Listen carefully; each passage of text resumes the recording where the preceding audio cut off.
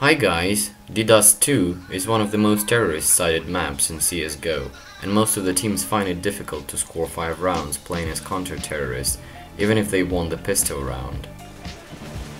Today I will give you an example of how to defend A side by having 3 men placed close to one another so that they can provide each other with immediate support. Once again, for the sake of clarity, I have splitted the video into 2 parts. Let's begin. Spawn runs as fast as he can towards the pit. Know that he aims at the ground because what the terrorists do while rushing long is that they cast flashes above the double doors. It is very important that the player is not blinded before reaching the pit. Second counter-terrorist also runs towards long, but he positions himself there and waits with a flash in his hand. Third counter-terrorist is an AWPer, and he watches short from slope. See this sexy hole between the boxes? The best thing is that terrorists cannot see you from that side, while you can see them clearly, especially using AWP. Now that we know everybody's positions, let's see what happens when the bad guys attack long or short, or both sides at the same time. Terrorists attack long. Player number 1 is jumping into the pit. As soon as he sees the terrorist, he casts a flash on this wall. This flash won't blind neither him nor his teammate, yet it will blind, or at least force to turn around the pushing opponents, making them more vulnerable and easier to kill. Counter-terrorist number 2 is a support player. His reaction depends on the terrorist movements. When they push long, he casts the flash at the very second his teammate spots an enemy. It not only blinds those terrorists which turn back, but also blinds a possible AWPer aiming long from double doors.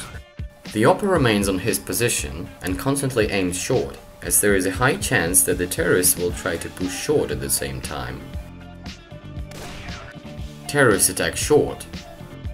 In this scenario, counter-terrorist number 1 takes position of counter-terrorist number 2 and watches long. If he doesn't see any opponents in the double doors, and at the same time he is a big fight on the A side, he flashes or smokes double doors to slow down possible terrorists who will most likely try to kill him in the back, and supports his teammates. As soon as the player with AWP takes a shot, second player casts a flash above this building. He should cast it as far as he can, then this flash explodes above terrorists' heads and blinds them at least partially. Or on the other hand, he can give it a reverse rotation so that it explodes in the very moment pushing terrorists see it. Remember to pick right corners just like that. And not like that. AWPer simply aims short and tries to perform his kills from the very first shot. When he gets blinded by the flash from the stairs, he hides and asks the support player to flash for him, so that once he is not blind any longer, he can try to pick again. In the meantime, your teammate should stay alive and keep terrorists busy as long as possible to give you enough time to recover. When terrorists attack from both sides simultaneously, try to turn the table and gain the edge by letting your opponents take the bomb site from short. Now, once you have pulled back on long, the terrorists can only hide on short inside the bomb site.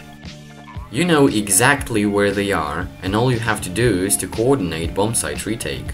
The counter-terrorists who were on the B side should start the retake from the side of the CT spawn. There are 2 things, however, you should be aware of.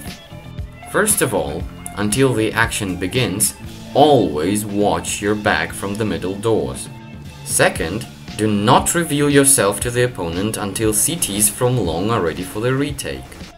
This is all for today. Stay tuned for our new strategy reviews, and good luck to you.